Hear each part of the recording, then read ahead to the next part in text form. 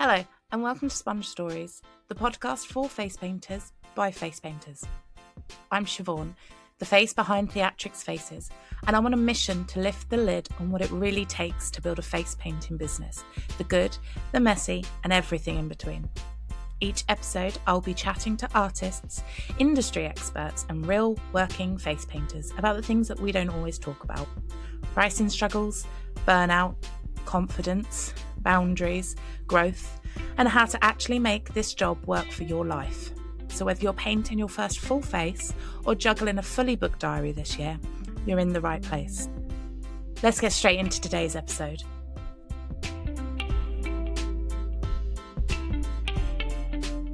Hello and welcome to this episode of Sponge Stories. Today we're interviewing the lovely Daze from Moonlight Bodyart. Hello. And she's encouraged me to have the cameras on for this record. So I'm I feel like if we're blaming going to you. talk about social media, if we're going to talk about creating content, we might as well start as we mean to go on. 100%. I'm being brave. We're ignoring this and we've just accepting it is what it is at this point. So we'll jump straight in. It's going to probably be slightly trickier for me to edit this one if the cameras are on as well, because I don't want it to jump around too much. So I'll try not to get waffly and go off on a tangent, which is what I enjoy doing. So if we start then with how you first got into face painting and body art and just sort of telling us your story, really. Yeah, so I started as a teenager, and it kind of happened in a multitude of different ways that all these threads kind of came together at the same time. It actually started with one particular glitter called Midnight Euphoria, and they don't make it anymore. I wish they did, but I picked it up before Isle of Wight Festival when I was like 17, 18 years old. And honestly, I just fell in love with this stuff. It was holographic. It had so many different shapes in it. It sounds a bit strange, but it made me happy. Every single day I was there, and then every single day after because I just continued to wear it. What year did you go to the Isle of Wight Festival? I want to say 2018, maybe. Just trying to think, because we moved to the Isle of Wight in 2017. So yeah, there you go. So I would have been there. We could have been the Killers. Which year? Who did you see? Yeah. Oh my goodness, we were there. We were there at the same time. There you go. That's so funny. But yeah, I just fell in love with this product. And I looked up the company after I got back, and it was shrined previously the Gypsy Shrine, and I saw that they were recruiting glitter artists, and so I just applied, and I'd never done anything like that before. But they just said, do some work with it, create some looks and send them over to us. And as an art student at the time, I took that to heart. What I created was I recreated traditional artists' portraits. Cool. So the Frida Kahlo self-portrait, Vincent van Gogh, different ones, but with festival glitter on.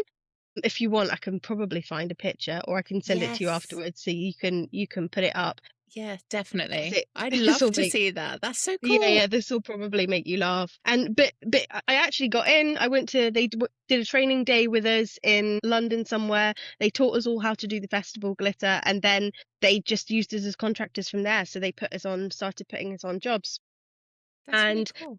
Yeah, I did that, and it wasn't face painting at all. It was just festival glitter, and I kind of they gave us a Meron palette.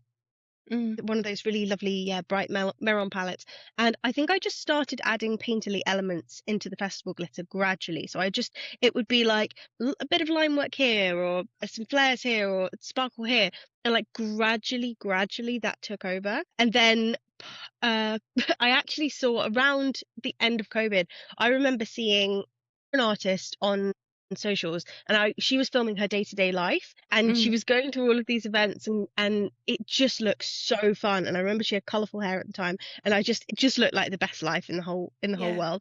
So I went and did a training course with Deborah from Tech Boom Face Painting here in Brighton, and she kind of showed me the ropes and showed me the basics, and I just took it and ran with it, basically. So I went to my local bar, and I was offering festival glitter and trying to get braver with painting. And yeah, just putting those painterly elements in it, and gradually it kind of got to a point where I was doing as much painting as I was glittering. Wow. And so did you study art at school then? Yeah, so I was an illustrator pre pre any of that. So I did have a kind of arty background. I started and dropped out of art school about throughout 3 different times. I just gave up in the end, through a combination of teacher strikes and COVID, and it wasn't the best system while I was there. Yeah. So I dropped out of university. I was talking about it on the pod the other day. It just wasn't my bag. Did you study art as well? No, I did randomly chose public relations and marketing. I don't even really know what the course was when I picked it. I just, I keep saying this, but I went to a school that sort of, you just expected to go to university, even though I didn't know what I wanted to do. And I was just expected to be academic. So I've obviously gone in completely the opposite direction now. I probably would have been much happier doing some sort of art or creative course. All turned out in the end, I suppose. Yeah, definitely. So when was your first paid face painting job then? Was it when you were sort of taking yourself to bars? Yeah, so I started quite early with the Gypsy Shrine. So they would always send a big team of artists out because they were usually doing corporate events and that kind of thing. So it was pretty much as soon as they trained us, they started sending us out to things. And that felt I know everyone talks about their first job as being very overwhelming and daunting, but I actually was lucky enough to have quite an organic, gentle introduction to it, because I was with a big team of artists and it was festival glitter, so a little bit stripped down, and it kind of, I was just excited to be there, and I didn't have any expectations. I didn't even know what professional face painting looked like, so I think my naivety saved me, to be honest, because I just didn't know what it was supposed to look like. So that I did quite a lot of it for them, and then I took myself off to a local bar and just started doing paper face there shortly after that. That's quite a nice way to get into the industry then. And being able to do the corporate gigs, so you said like you were working within a team as well. So you've got that sort of support system at the beginning. That must have been really nice. Yeah, it was really nice. I think it you can kind of watch what other people are doing and emulate that, and I was always like stealing ideas from other people, and they had quite clear design menus, and I think that's one of the reasons that even now I'm very, like, if people ask me for beginner tips and how to get into it and how to start at the first gigs, I think that's one of the reasons that I always say start with the design menu, because you have a template. Basically you have something that you can refer back to, something that a reference point, something people can pick from, designs that you can practice. I think it contains it all and kind of brings it all back under control from being a bit ambiguous and overwhelming. So that was nice. Yeah, that's exactly when I first started. I mean, even now, depends how I feel. I sort of do some parties now where I don't take my menu because I'm feeling like, surprise me, what do you want? And then other ones where I'll just take my menu board with me and I've got 10 options and you can choose one of these, because then I don't have to think about what I'm doing. You can just churn out something that you know is going to be really good, really consistent, and everybody knows what they're getting then, I suppose. It's the nice thing about having like a limited menu. So one of the questions that I wanted to ask was sort of leading into more your social media presence, because you are one of the you are one of the face painters with the bigger followings on social media. Like you're always, even before I was really into face painting and before the algorithm knew what I wanted, your videos used to pop up on my For You bit. So it obviously knew that subconsciously that I was interested in that. Yeah, it was trying to steer you in a certain direction. But you must have a real knack for knowing how to use Instagram and the hooks and what's trending, because you do seem to pop up a lot. Yeah. Do you know what? I definitely don't think there was anything natural about it. I think it was all quite deliberately and obsessively learned. Do you know what? That's quite nice though, because at least then you can say I was really, really intentional about what I was posting. It didn't just, because then we can share that we can help other people and stuff.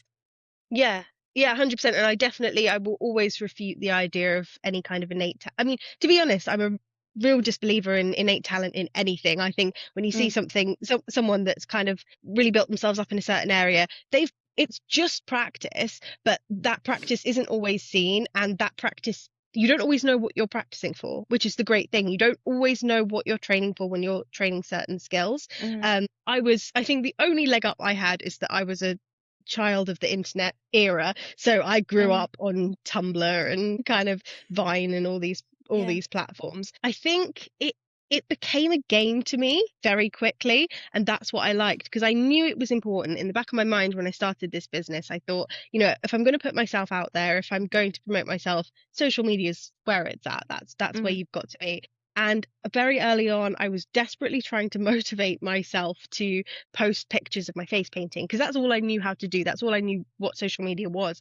And even when I started social media, short form video had only just recently existed. I think people forget how recent it is. It was, again, tail end of COVID.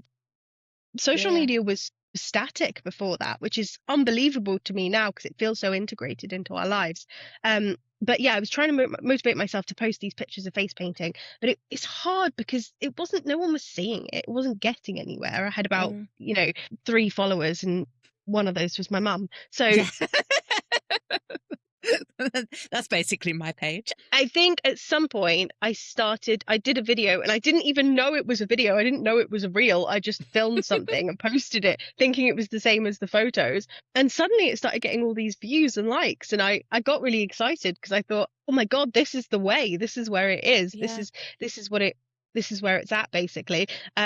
And suddenly it just kind of gamified it to me a little bit. And I thought, okay, no, I get it now. Now there's traction. It's fun. So it kind of, just grew from there. How old are you, if you don't mind me asking? Now, I'm 25. 25. So are you technically Gen Z? Is that you? Yes. Or are you So millennial? I think there's obviously loads of debate around this kind of thing, but I think a lot of people will consider Gen Z 2000. Right. That's kind of the cutoff. So yeah, that's me. I'm an elder Gen Z.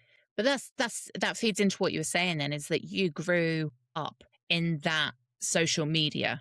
Like it's been, so when I'm very much a millennial, and I was, how old was I? Like 14, and Facebook became a thing. And, or not even that, like, I can't even remember how old Facebook is now, but I can remember having Facebook a couple of years before most of my friends had Facebook. And then when I think about the fact that Instagram didn't exist now, it seems bananas to me. But yeah, it wasn't till my early 20s, I think, that Instagram became really a thing. So it's just interesting to hear your approach to it, being that you were sort of brought up with that, and where you say it was like, it became a game for you and stuff, in comparison to people of older generations that I've spoken to, who it's like, I didn't explain that very well. I'm not really making a point then. I completely understand what you mean, is that there's a lot of the attitude to it is this immediate overwhelm of like, it's too much. And I think I want to come back to that point of like how recent short form video is. I don't benefit from knowing more about it because I'm younger, because it's like 5 years old or something ridiculous. We were all introduced to it at the same time. I think where my sort of gamified mindset came from is the fact that I grew up watching YouTubers and creators build a platform, build a business, build a career. And so that idea of like, this is possible, this is how you build a brand, and this is how you grow as a business owner, especially as a creative, was very ingrained for me. And I think that's the difference. But not necessarily, I didn't necessarily have any actual skills. That was all learned along the way, because you can watch as many YouTubers as you like. That doesn't necessarily help you. No, it's a good point, because 10, 15 years ago, the idea of being a creator wasn't a job role. That wasn't something you'd think about doing 10, 15 years ago. So that in itself is still really new as well, I suppose.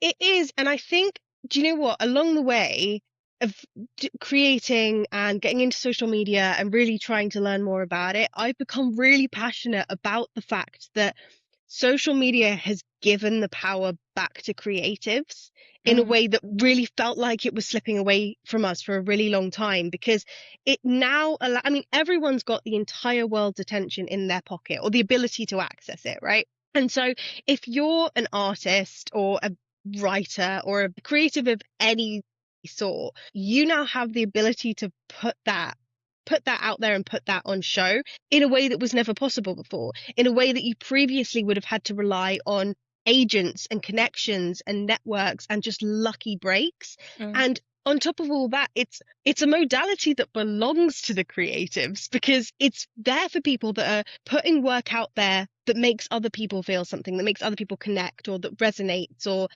entertains. And so I'm really excited and grateful to it that it's actually allowed.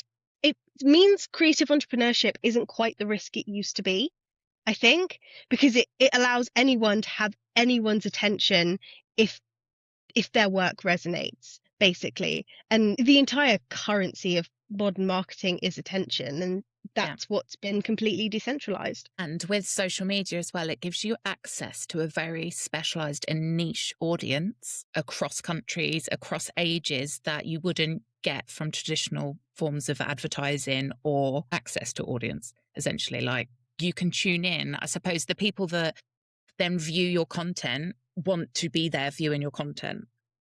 Yeah. So where you previously would have had to like slap your logo on the side of a bus or a tube station or whatever, hoping that a very, very small fraction of the people that walked past it, A, actually read it, and B, were your target audience, it means that your entire audience can be your target audience now, so long as that content is content that they want to voluntarily spend their time on, basically. Yeah.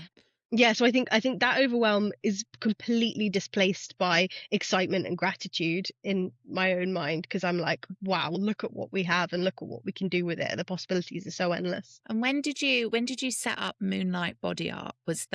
Did you decide on that name and set it up as soon as you got into the glitter, or did it No, not at all. grow? Because Yeah, it's a very pretty I name. actually, thank you. Well, it actually had about three names, three different names before I settled on that. The first one was just stupid. The second one was, I mean, this is the kind of the level of like naivety I started at. I didn't even understand what a business name was, so it was just like I didn't even know that it needed a name to begin with. The second one got me in a bit of trouble because someone had already taken it. Someone was already, I didn't know that at all. But then I became really paranoid. So every name I came up with, I was like obsessively Yeah. Googling and seeing if anyone else had it. And obviously, in the history of the world, everyone's thought of everything. So that made it Yep. really hard. But because I started doing these bar jobs and it actually quickly progressed to nightclubs, it meant that the majority of my work for the first year, maybe 2 years, was kind of nightclub jobs, basically, which meant I was traipsing around the city at like 3 o'clock in the morning with a suitcase of glitter, and I just always felt like a moth or some sort of nocturnal creature. So it felt quite natural. It was Moonlight Yeah. Body Art. It was always body art under the moonlight. I like that. That's really cool that it's got a story behind it as well. Yeah, I mean it maybe not quite as relevant anymore because I think I hang up my hat on my nightclub days a little bit, but But no yeah, one else has got it that was how it business was name, and started. it's all Right. yours. Yeah, Hold on to exactly. it. And at what point did you realize that your social media presence could turn into something bigger and gain more traction then? Do you know what? I really feel like I was on a mission from the beginning. As soon as I'd kind of clocked that short form video was where it was at, it just became a game to me, and I was like, right, let's see what we can do with it. Let's see where it can go. And I don't think I've ever had like an end goal in mind. I'm always excited to see what it brings, and it's kind of it hasn't done so many things that I expected it to do, and it has done so many things that I didn't even anticipate or didn't even know were possible, like kind of the opportunities that have come my way. So yeah, I don't think I ever really had that moment. It's always just been, let's see what happens. Well, that's what opportunities would you say that you have got from it that you weren't expecting then? So I did last year. I started doing some public speaking. So I found out that other people were interested to hear about my journey as an artist and building that into a career and what part social media had played in that. So yeah, I kind of became a speaker. I started teaching. I think my kind of goal to begin with was more to market my own face painting, but I learned along the way that there were so many people out there that actually wanted to learn the face painting itself and know more about it from the other side. So yeah, I set up the face paint club now, which allows other people to begin their face painting journey and get to grips with the actual craft of it. And I started working with the paint brands a little bit. So occasionally I'll work with the actual products themselves. And yeah, done kind of had commissions and art installations and so many different things I didn't really think about. I didn't really anticipate. But yeah, it's always fun. And I sometimes will see something pop into my inbox that I just thought, oh, I'd never thought about that before. But yeah, absolutely, I will go there and teach, or I will come and paint on a wall as opposed to someone's face. And yeah, it's always fun and always new. How do you balance then the creating the content with the actual booking gigs and painting faces? I would say, I mean, it is a lot of work, undeniably, and I just don't think there's a cheat code for it. I think a lot of people kind of are trying to sell a cheat code or a like fast system into content, and I don't know if that's really possible. And that is the reason that it's still not an oversaturated market, unbelievably, even with so many people on it, because it takes time and energy and effort to create good quality content. But it also means it kind of gives you some motivation, because you're like, if I do put the work in, I'll see those returns. But I would say there's not a whole lot. It is hard work, and so there's not a whole lot of balance. I think that the face painting gigs, the actual going out to the events, sometimes feel like a little bit of a break to me. And I think sometimes the change is as good as the rest. So there's quite a lot of it's a lot of it's a different rhythm to the week, where the weekdays tend to be more business focused, and then the weekends are more events focused. And it's funny actually, because I still have conversations with face painters to this day where they say to me, but what do if you face paint full time, what do you do in the week? And it's always really funny to me, because I think, well, as with any business, it is what you make of it. And if you see it as a part-time job, and absolutely, if that's what you want from it, then I hope it serves you. But if you see it as a part-time job, then that's what it can be for you. But if it's a full-time job, it expects and demands full-time time. So yeah, not maybe a whole lot of balance, but I'm just kind of on a mission at the moment. I'm nodding along like a nodding dog, because this is exactly what I was saying to Heather the other day, is that with something, I feel like if you want it to be a full-time job, you've got to put in the full-time behind it, really. Like you were saying, during the week, or for me, as soon as the kids are in bed in the evenings, I'm doing admin, I'm chasing leads, I approach a lot of councils and stuff to see if they're hosting things that I can work for.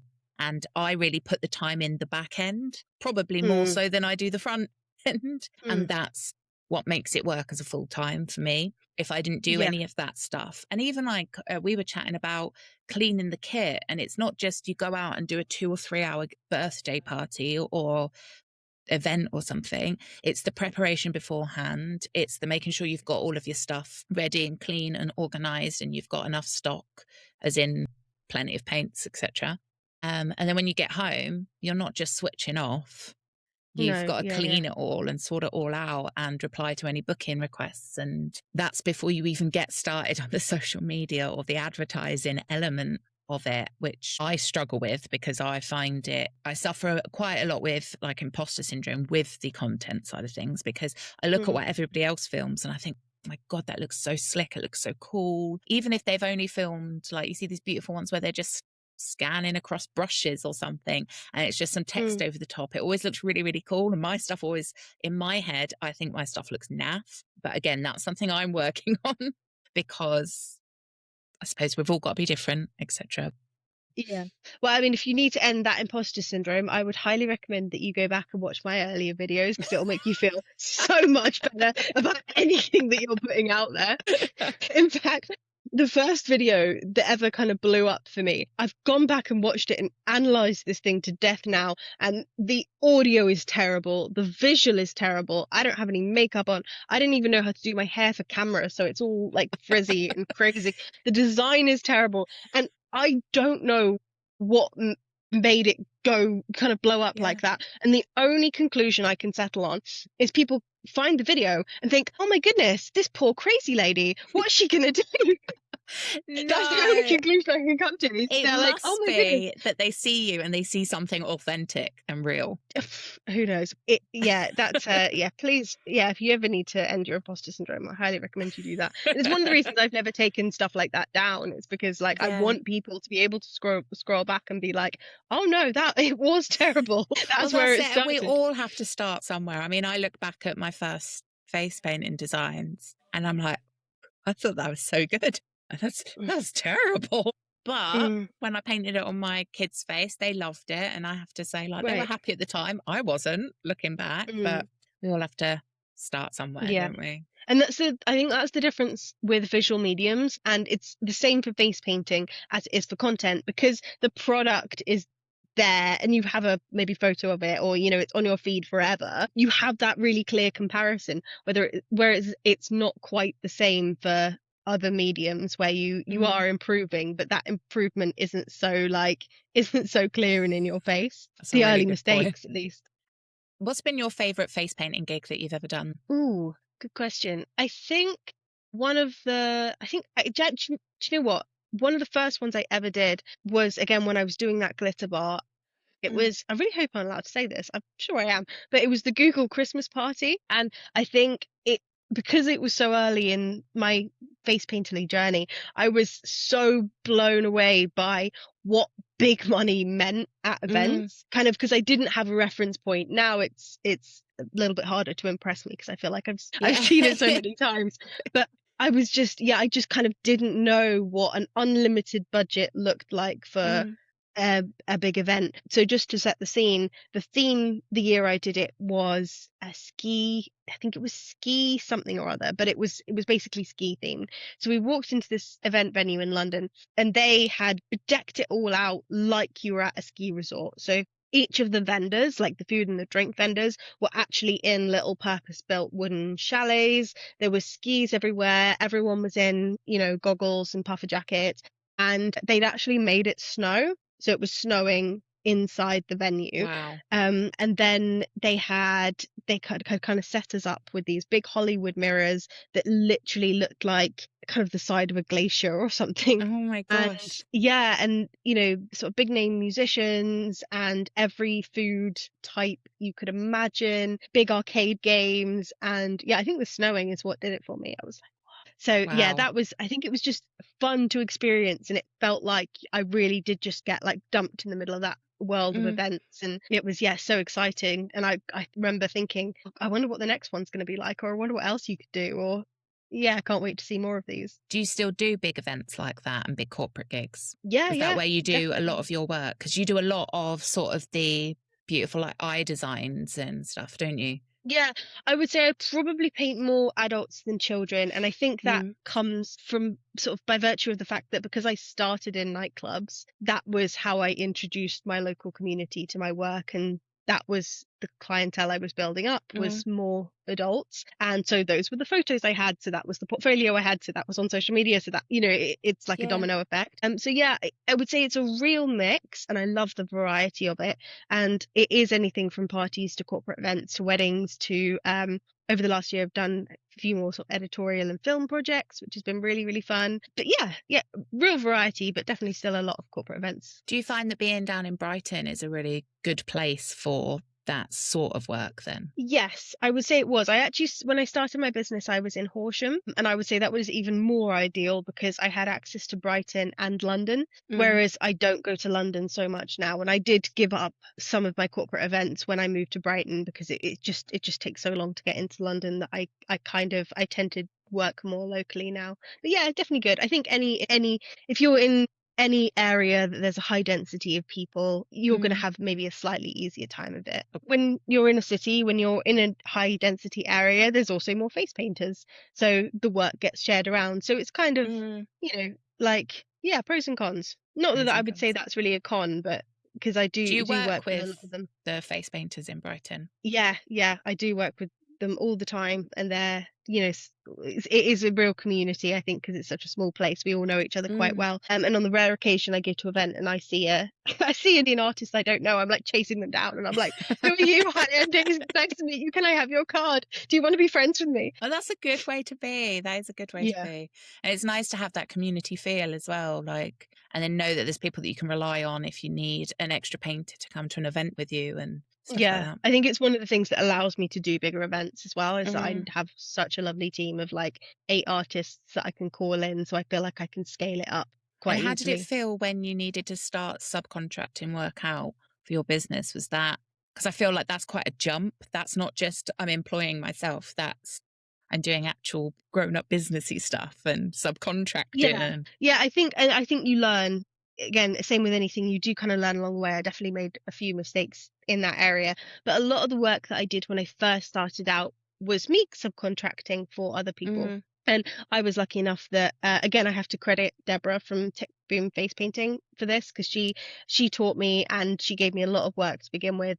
And I think she was always very professional and very fair about the way she did it. And so I kind of absorbed that. And I was like, okay, this is what it feels like to work on behalf of someone else. And this is what they expect of me. And this is how I can be most valuable to them and how they want me to represent their business. And so I did absorb a lot of that, and it allowed me to transfer those ideas a bit. I think the only risk that you run with subcontracting is treating it like a casual arrangement. And I think you need a system, you need clear expectations, and you need that all in writing, because it's not fair to expect something of someone that you haven't told them.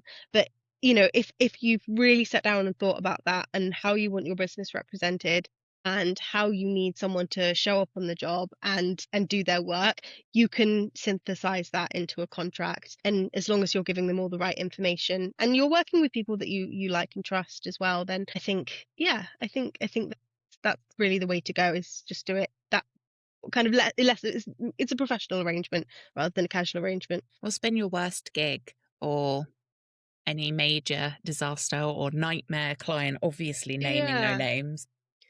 I think the worst parts of it have really been where I've had bad clients, and I have unfortunately had to go legal a couple of times. Really? Yeah, and that is really sad, but it is such a small percentage of my actual clientele. I think I've had to do it 3 or 4 times within the last chasing payment, or within the last kind of year, maybe year and a half. But again, that's such a small percentage of my actual clientele. But again, that was a learning curve. I was like, right, if someone doesn't pay you, if someone's decided they think they can get away with something, how do you pursue that? And how do you? Well, good for you for following it up, because I think I think the attitude is that, they're only a small business, they won't bother. It'll be too much hassle for them. Yeah, but 100%. Actually, it's like, well, I might be a small business in your eyes, but this is my business and this is all I've got. So it is important to me. 100%. And this isn't something I bring up very much, because luckily in this day and age, it doesn't really matter. But I do think there is an element of underlying kind of sexism there as well, a little bit, or that's how I've experienced it. Where I believe the assumption in those scenarios is she's not going to do anything about it.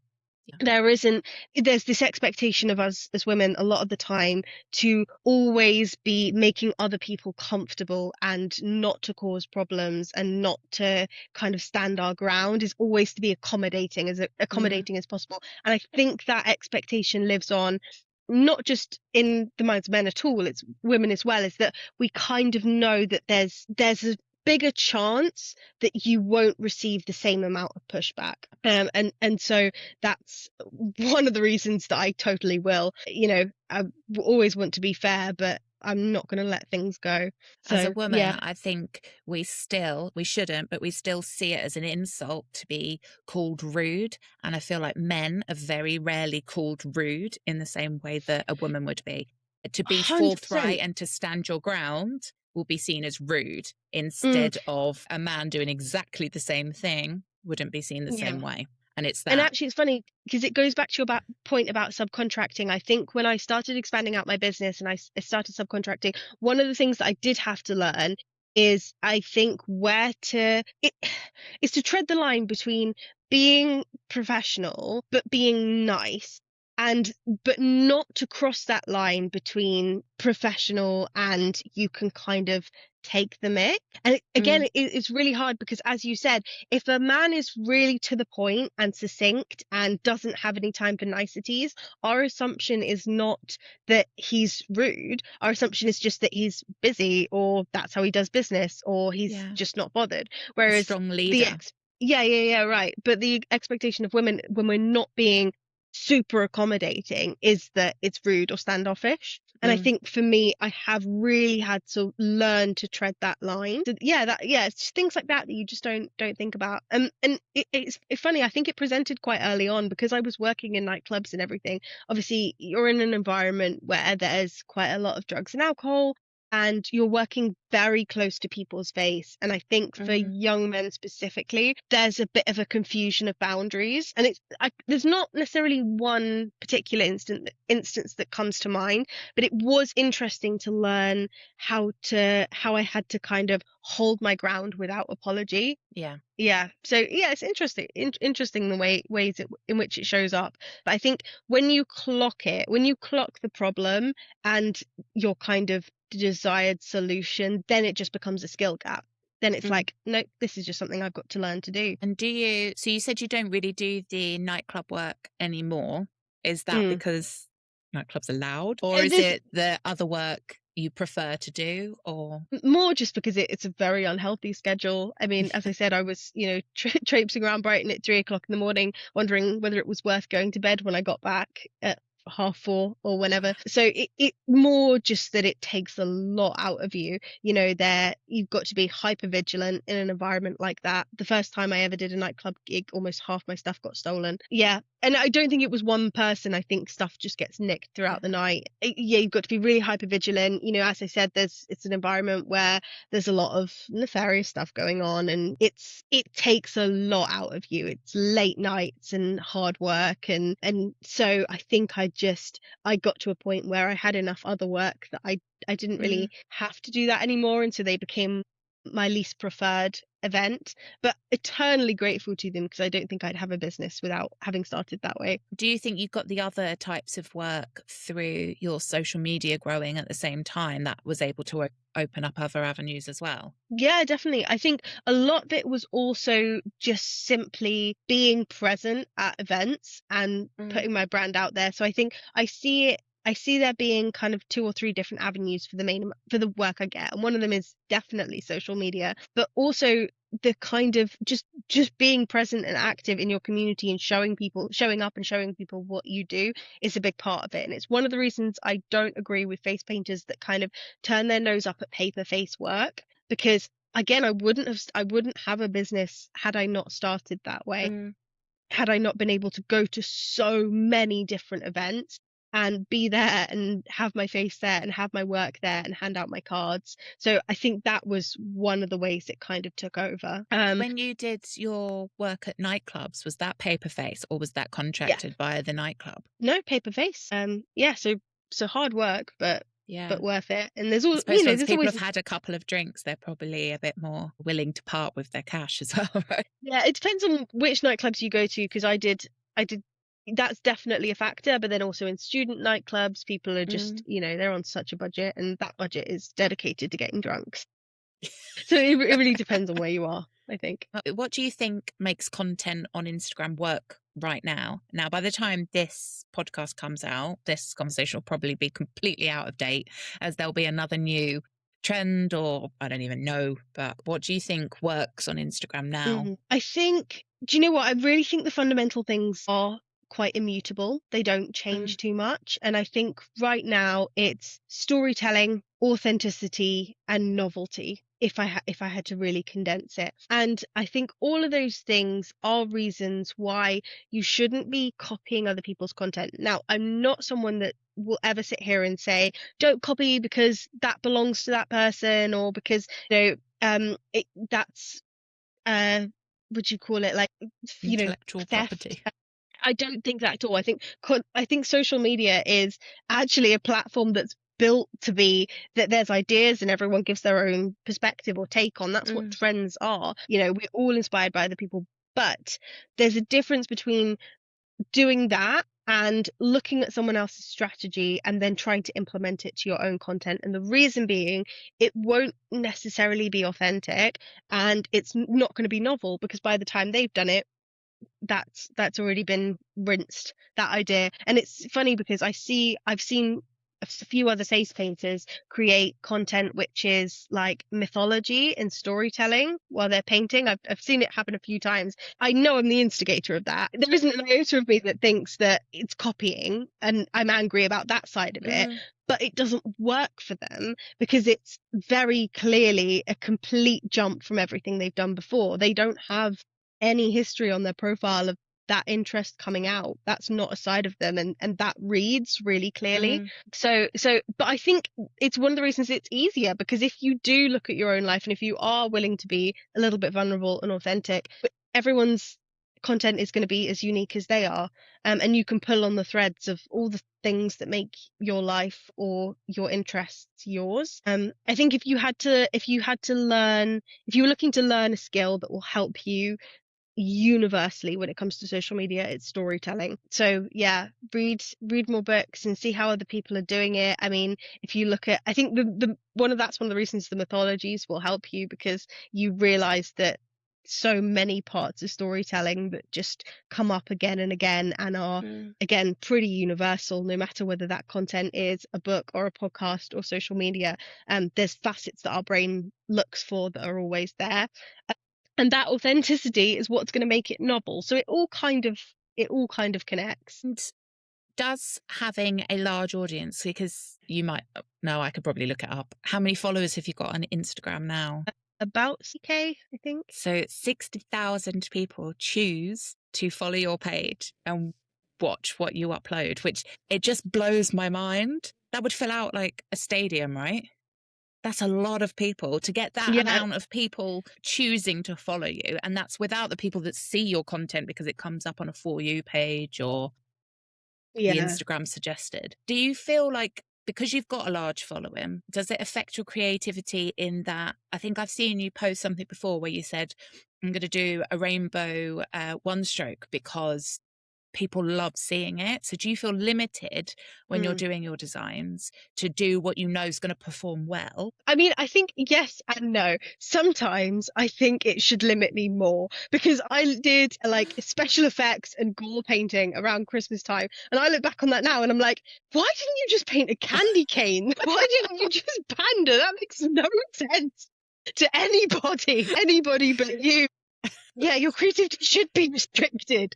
Do things that are more normal. But yes, in the sense that I am an artist beyond face painting, and I do some illustration, and I've recently been exploring filmmaking and acting. And there's other things that I want to make that I worry won't, not that they won't resonate, but that they'll disrupt my audience, because the audience that I've built I know is a lot of mums that watch it with their littles and actually young people. And so when I want to speak about more grown up topics, not that I have anything in mind, but I'm an artist, and so when I want to make art that expands beyond that into more serious things, I do question whether it's my place to put that up or whether that is going to disrupt and offend people. But I think actually seeing what works, like you said, like with the rainbow one stroke, gives it more structure, and it's actually something that makes it easier for me, because I know in my head I've got certain switches and levers that I can pull on that I know will work. So that actually helps more than restricts that side. Would you start up, do you think, a separate account for, like you were saying, like other art and other projects and stuff, to not disrupt your face painty one so much? Maybe. I haven't really settled on a plan for that, because my strategy, my social media strategy, is a personal brand. So it's quite specific in that way. So it started as Moonlight Bodyart, and it was very professional. It was me as a business owner. And then I did an experiment in I think last year, sort of 2024, 25, where I thought, actually, I see personal brands growing faster than business brands. I'm going to switch over and see if that works. And it did work for me, and it made me feel like I had permission to post about more things, to include my dog more, my interests, things that weren't necessarily me painting. And so I set up a separate account that was Moonlight Bodyart, and that's where you can go just to see pictures of beautiful face painting. And then mine, which is a little bit more chaotic and feral, because it's me as a person, including my face painting and being a business owner, but other things outside of that. And I kind of feel like I want to be able to expand that. That is my personal brand, and that's who I am. And I kind of want to show the world what I'm doing, as opposed to sort of starting from scratch and having any attention be virtue of that specific art piece rather than myself as a whole. So yeah, I haven't decided because you've got two then, because you have got your business account already, and then you've got your personal one, which, like you said, has turned into a personal brand for you. You've already done that then. Yeah, a little bit. So you can pivot in the personal one in an organic way, and people at this point, if they're following your personal one, are invested in you and your dog, right? And yeah, all and the other bits that you get it. up to. That's what they're already invested into, rather than just the face painting. Yeah, exactly.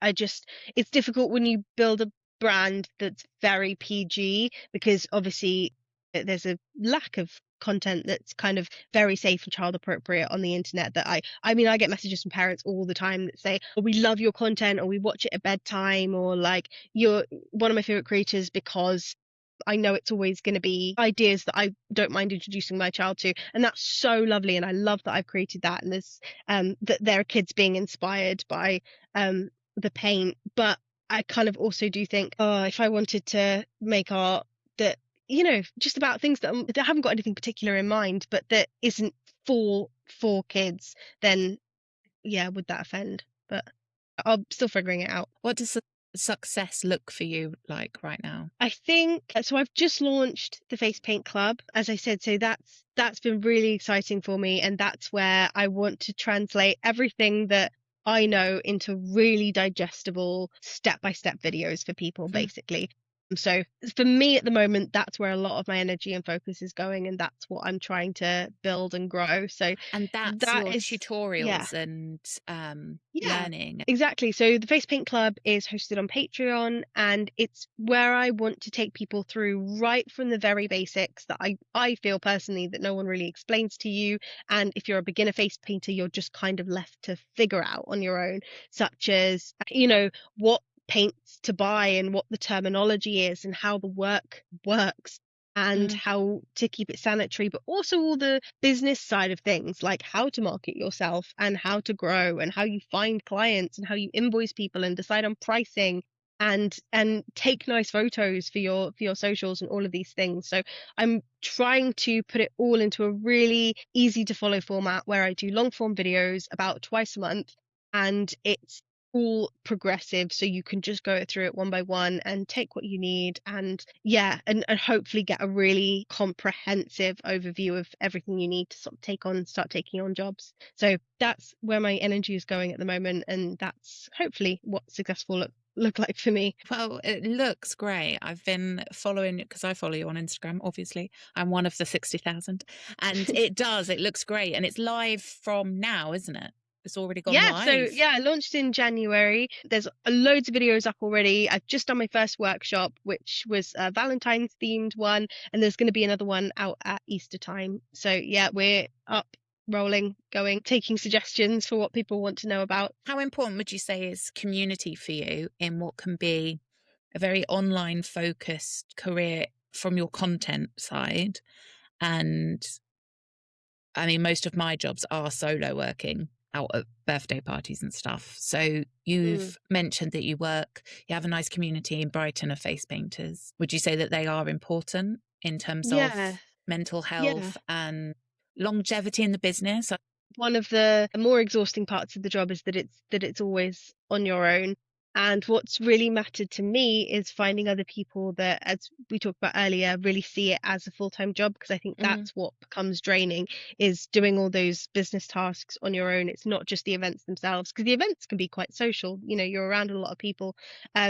I think that I've been lucky enough to start to find people outside of face painting, other creatives that are also running their own business. And I have kind of started to expand my community a little bit. And that's been really nice, because what I didn't realize to begin with was how many similarities there would be between me running my business and another artist running their own in another domain. But that's also brought home the kind of importance of it, and I didn't realize how much I was lacking that just desire to kind of meet with another person that really understands how much grind you've got to put into running your because own being business. self-employed is really hard. It's really hard. It's tiring. You don't switch off. It's not like a 9 till 5 where you leave the office and you don't have to think about that till the next working day.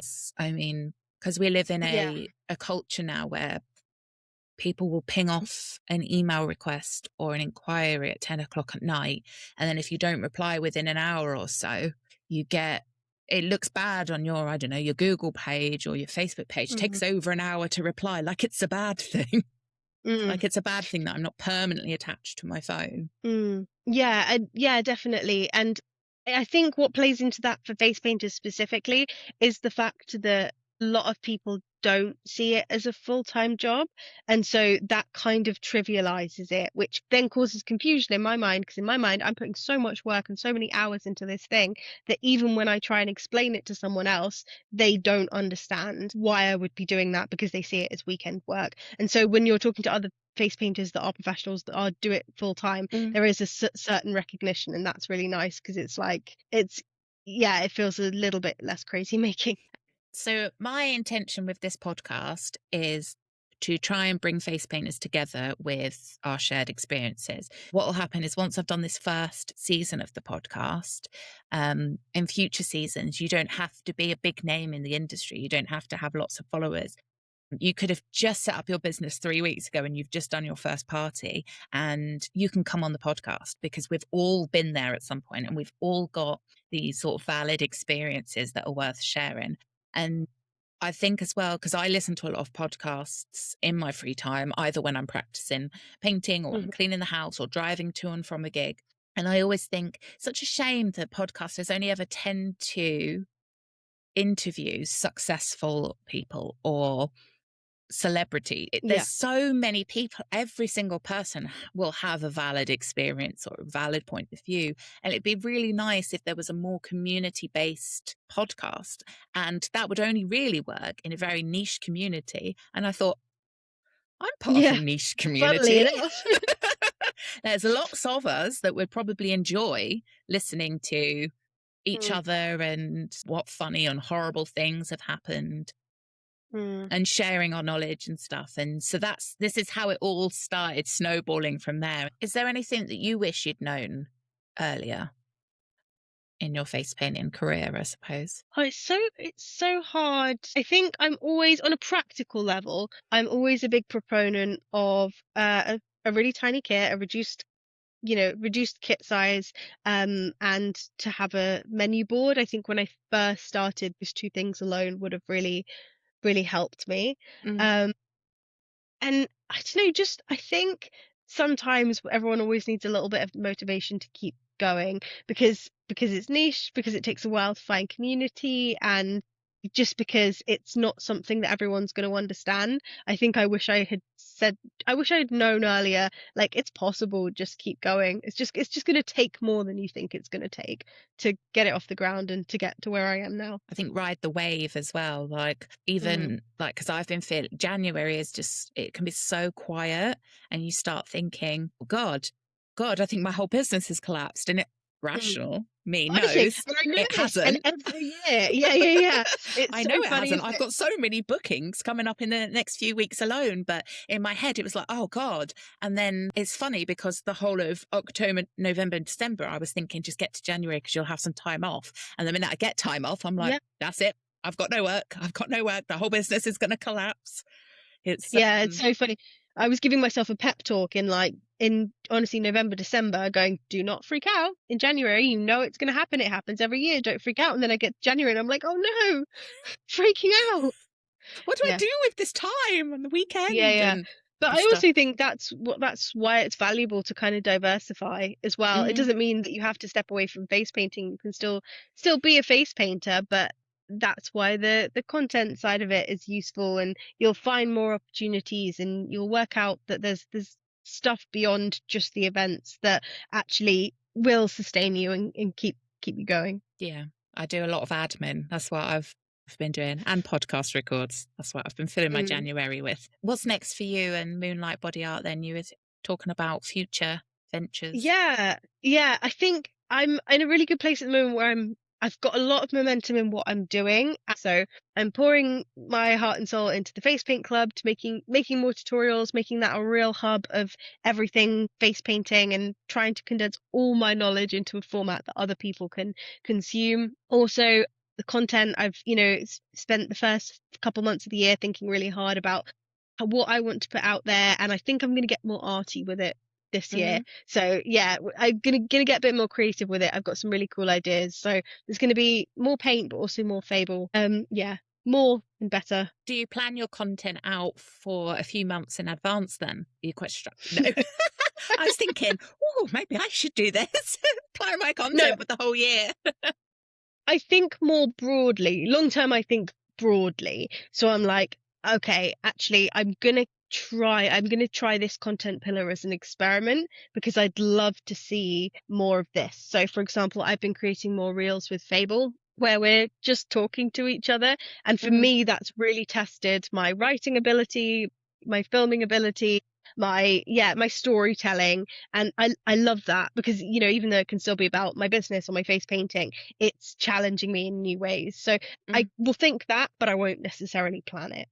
Or I've been going all the way back to what I did right back at the beginning, which was just literally side-eye paints with loads of different designs, and people seem to like that again, so I've brought that back. But yeah, it's definitely not planned down to the day or anything. So where can people find you and learn from your work then? What are your Instagram and TikTok handles? And so my handle on Instagram, TikTok and YouTube is Daze Livingstone, DAZELIVINGSTONE. And then on Facebook, just to make it extra confusing, I'm Moonlight Bodyart. And then if you'd like to learn from me and see my tutorials and kind of enter a space where there's all my knowledge condensed into a format you can actually consume and go through step by step, it's the Face Paint Club over on Patreon, which you can find through any of my socials or just through Patreon directly. Lovely. And I'll make sure all of the links are in the podcast information bit when it goes live. Well, thank you so much for coming on, Daze. Honestly, it's been so lovely speaking to you. No, thank you for hosting. It's really, really cool what you're creating here. So I can't wait to listen to the other episodes and hear other artists.